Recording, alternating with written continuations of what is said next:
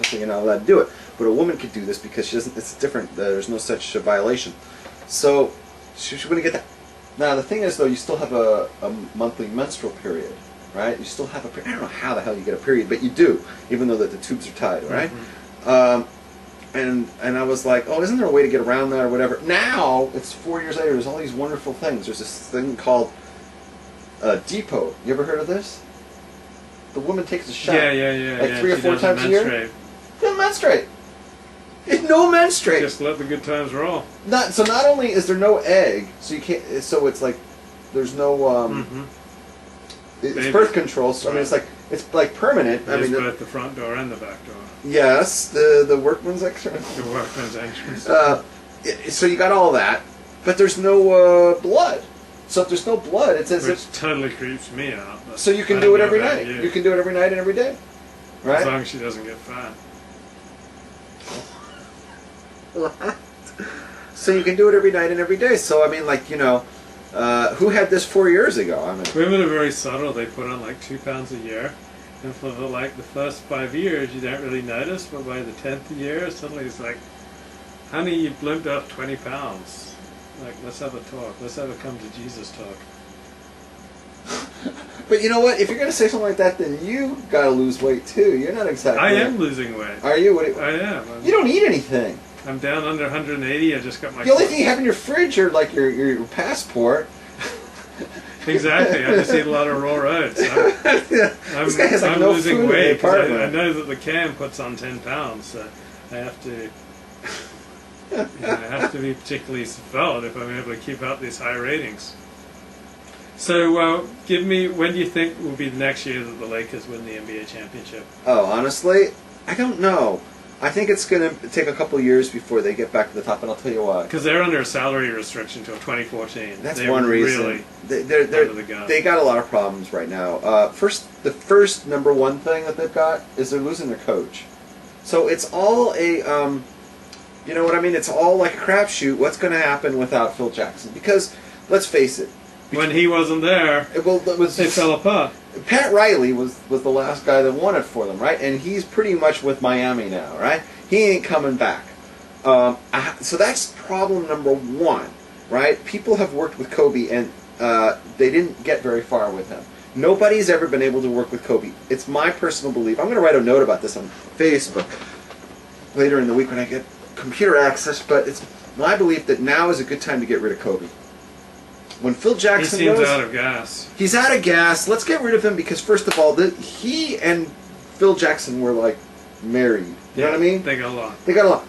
Nobody can get along with Kobe. He's a huge egocentric. He's like the mini, coach. Yeah. He thinks like he's in charge of everybody, and that did not do anybody any good, right?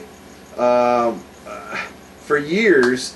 I think, and he's not as good as he was before, let's get rid of him now while we can still get something for him. I could see a great trade for the Lakers. 1-for-1, man to man, we will give him to Golden State and get that guy with that kid, what's his name, Stephen Curry or Stephen Curry? Whatever, I gotta look his name up. He's a great shooter, he's a kid, he's from like some tiny college in North Carolina, and took him to to almost the Final Four. Davidson. I think his name's Adam Davidson? No, that's the name of the college. No. The college. It's like okay, it doesn't matter. Yeah, and like Stephen Curry, his father was in the NBA, and he's this great shooter, and there's nobody on Golden State. Golden State sucks, but there's this one guy on the team, and he just like scores every time down the floor. That's who Kobe used to be. Kobe used to be that guy. People don't realize it. There's nothing special about Kobe. He's just a shooter. He's really not that important. Get Curry, get him on the team. We got another extra 10 years with him. Then they should also go after Chris Paul. Dwight Howard. No, they have a lot of big guys already. What they need is guards. Their guards are terrible. They can't shoot, and they're too old. Get rid of Fisher. Get rid of Bryant. Replace them with Chris Paul and this Stephen Curry, whatever his name is. And then get rid of the bench. Get some guys in there who are young, who can shoot. And I think that they could rebuild this team, and it might take a couple years. It might take a couple of years. They're not going to be there next year. But and they're also tired. And I think that's really important, too, for people to understand. The Lakers' season lasts longer than any other season. 3 years in a row. They played all the way to the end of June. Oh, yeah. Right? Then they go to Beijing for the Olympics, or they go to Turkey for the championships, right? They never really have any time off. The other guys, the other rest of the league, they're done in April. We'll come back in September. We're going fishing. And they have their legs up. The Lakers never have a real chance to rest. You don't have to go to Beijing, guys, to get real Asian women.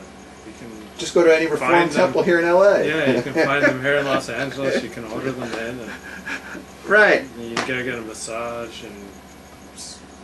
Oh, they're so horny. Go to the UCLA library. You hear them go, Ching Chong Ling Long Ting Tong.